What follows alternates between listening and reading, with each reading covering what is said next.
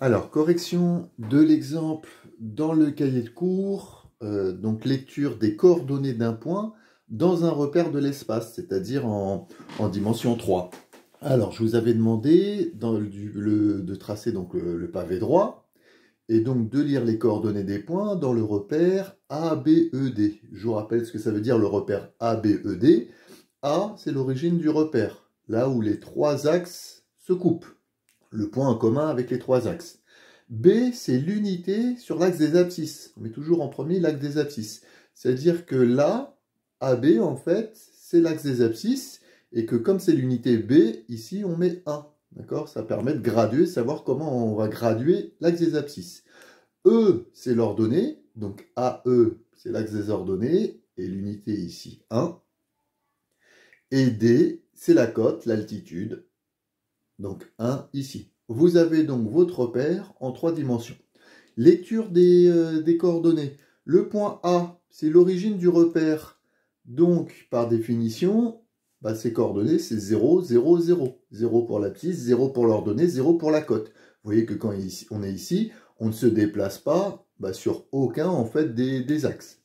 Le point B, son abscisse, c'est 1 par définition, parce que c'est l'unité sur l'axe des abscisses.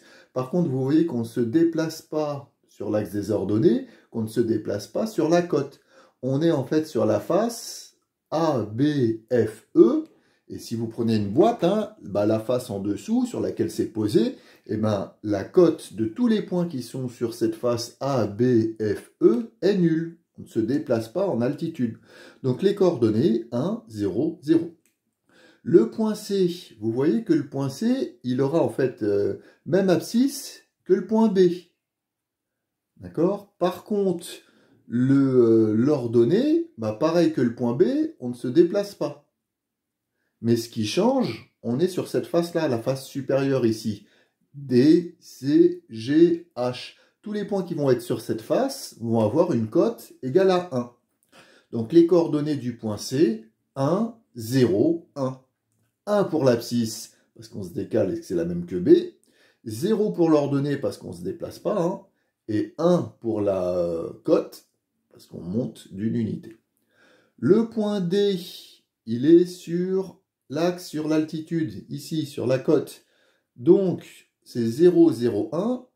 Il y a juste la cote qui est non nulle. On ne se déplace pas sur l'axe des abscisses, on ne se déplace pas sur l'axe des ordonnées. Donc 0, 0, 1. C'est l'unité sur la cote.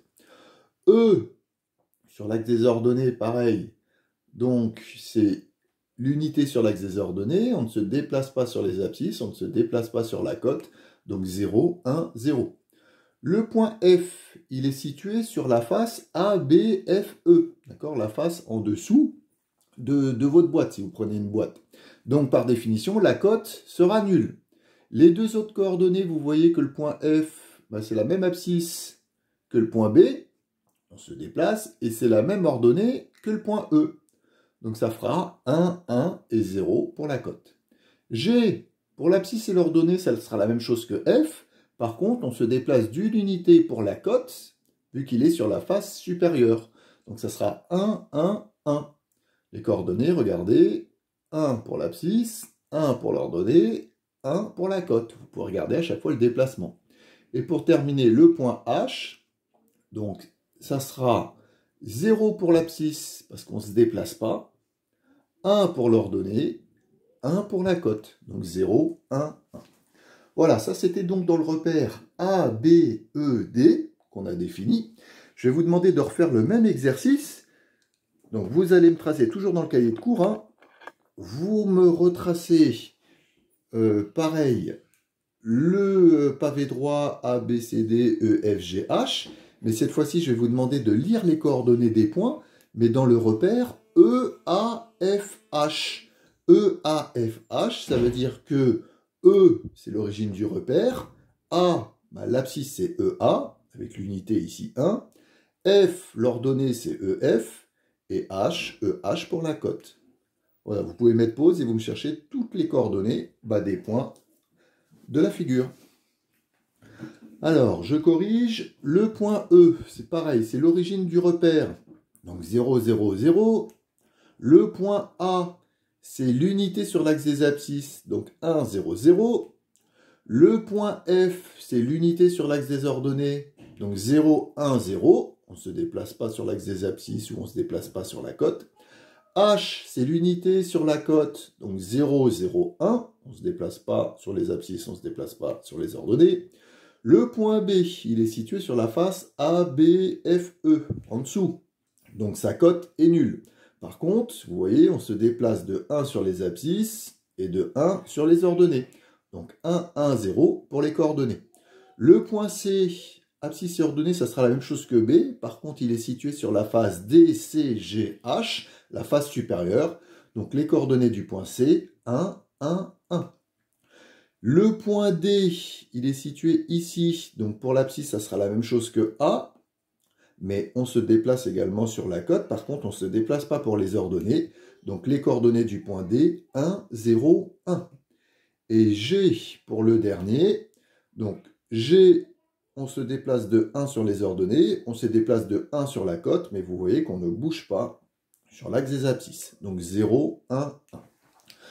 Voilà, vous refaites ces exemples-là si vous avez du mal. Et ensuite, pour la prochaine séance, pour le moment, on est obligé de faire des exercices de lecture de coordonnées. Donc, dans le repère, et j'ai modifié par rapport au livre, c'est dans le repère AIKJ. Vous rectifierez sur vos exercices. Donc, je vais vous demander les exercices 4 à 7, page 164. Et donc, c'est bien dans le repère AIKJ.